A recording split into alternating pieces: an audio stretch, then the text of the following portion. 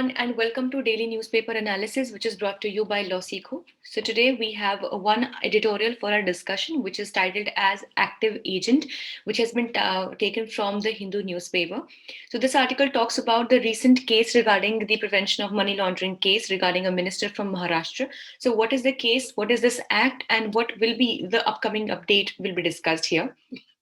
The next segment is about the news update, which is about important news points for our prelims exam. And finally, we'll be concluding with the legal news for the day. If you like this session, do not forget to give it a thumbs up. Please like it, and also do not forget to subscribe to our channel as well. So let's see that why the entire thing is into news. So the proceedings under the PMLA, which is basically the Prevention of Money Laundering Act 2002, against Maharashtra Minister Nawab Malik required strict judicial scrutiny. So what is the case? What actually is the Prevention of Money Laundering Act will be discussed here. So let's first understand that how PMLA, or the Prevention of Money Laundering Act, it works as a weapon against the opposition. So basically, PMLA was drafted in 2002 in line with the global commitment to curb money laundering. Now, as we know that globally also we have an important body which is called as the FATF, which is the Financial Action Task Force, that has two important goals or aims to work upon. Firstly is to stop or curb money laundering at the global level, and also to stop terror financing as well. Now, on the similar lines, the PMLA, which is the Prevention of Money Laundering Act 2002, was passed in the country. So petitions filed in the Supreme Court have pointed out that the Enforcement Directorate conducted 1,700 raids and 1569 investigations in the last decade based on the PMLA, and only 9 cases of these have led to successful convictions. Now, this similar, it sounds quite much similar to the UAPA, which is the Unlawful Activities Prevention Act, wherein the trials are in huge numbers, but the real convictions are, very, very in small number. Similarly, here, just imagine that 1,700 raids and more than 1,500 investigations, and only 9 cases out of them have led to successful convictions, which means that this might be a complete charge, or this might be a complete way of the government of putting down or discouraging, or putting any kind of allegations on the opposition members specifically. So the PMLA is being used as an overboard instead of the proposed use of the act. So of course, instead of the real purpose of the act, it is actually being used as an overboard. So the Supreme Court should decide whether blanket powers given to the Enforcement Directorate for search, seizure, and arrest are justifiable. Now, as we know that in such cases, we have a complete department in the Indian system, that is the Enforcement Directorate. So it says that here the Supreme Court should be looking into the matter, that the kind of absolute kind of powers that we have given to the Enforcement Directorate for search, seizure, and for arrest, are they even justifiable or not, keeping in mind that such small portion of the convicted cases or the convictions in the real sense. Now let's move further and understand who actually is Nawab Malik and what is the case against him. So Nawab Malik is Maharashtra's Minister of Minority Affairs and Skill Development.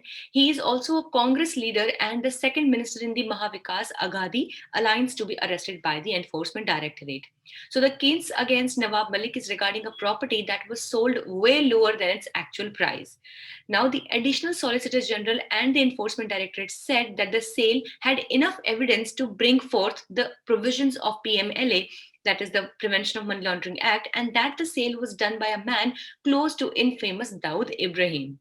Now here, Mr. Malik's advocate has pleaded that the act had been carried out before PMLA was effective and criminal law cannot be retrospective. So basically it says that the sale that we are talking about in here was before the time period of 2002, and thus since criminal law cannot be retrospective in its application, so here definitely the charges should not be applicable.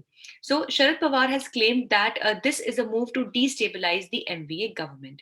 So let's see what further comes up in this case and how much it holds ground, whether or not it is a real case or still it's just like a fraudulent or a malicious prosecution. Now let's see what do we have for news updates. India's IP ranking, that is for the intellectual property ranking. So India has improved its overall intellectual property score from 38.4% to 38.6%, though it's a marginal one, but yes, we have seen an improvement for sure. With this change, India ranked 44 out of 55 countries in the International Intellectual Property Index, and the same which has been compiled by the US Chambers of Commerce on Thursday. Second, Russia launches a special military operation on Ukraine's eastern Donbas region. Russia launched a special military region in Ukraine's East Donbas region and has turned Europe's fear into reality. So, ballistic missile attacks were also launched in a number of Ukrainian cities this morning. So, reports of explosions are now coming in several Ukrainian cities and gunfire near main Borispil airport in the capital, Kyiv. So, Russian President Vladimir Putin has urged Ukrainian soldiers to lay down weapons and return to their homes. The Russian president also has warned of dire consequences to anybody who would interfere in the proceedings of the event. So let's see the third one. Government launches Ombusdperson App for smooth functioning of MGNREGA scheme. So the Rural Development and Panchayati Raj Ministry recently launched the Ombusdperson App for MGNREGA, that is the Mahatma Gandhi National Rural Employment Guarantee Act. So the inauguration was done by Minister Giriraj Singh and has claimed that this app shall facilitate hassle-free reporting, categorization, and disposal of grievances. The app will also ensure tracking and timely passing of awards by the ombudsperson. With this, let's move to the next segment, which talks about the legal news. So, properties given as dowry to be included in partition suit instituted by daughter under Hindu Succession Act, says the Karnataka High Court. So, the Karnataka High Court has, in the recent case, held that any property that had been given as dowry or otherwise, but at the time of marriage of the daughter was eligible for partition, and the same would have to be included in a suit for partition instituted by the daughter. Second, the admin of WhatsApp group not vicariously liable for objectionable post by group member, says Kerala High Court. So this is a very interesting case indeed. So has been another case regarding this. The Kerala High Court held that the admin or the administrator of a WhatsApp group could not be held vicariously liable if a member in the group posts objectionable content. So because see here there is no property of principal and agency over here. So there would be no question of vicarious liability. And the court reminded that the basic principle of criminal jurisprudence is that mens rea must be an ingredient of the offense. And definitely the admin, if he did not have the guilty intent, so he should not be punishable under any circumstances. So further, the act and intent must concur to constitute a crime. So this was all for the day. We hope it was a good and interesting session for you all. Please do not forget to like it if you liked the session. And if you wish to download the PDF of today's slides, you can join our Telegram channel.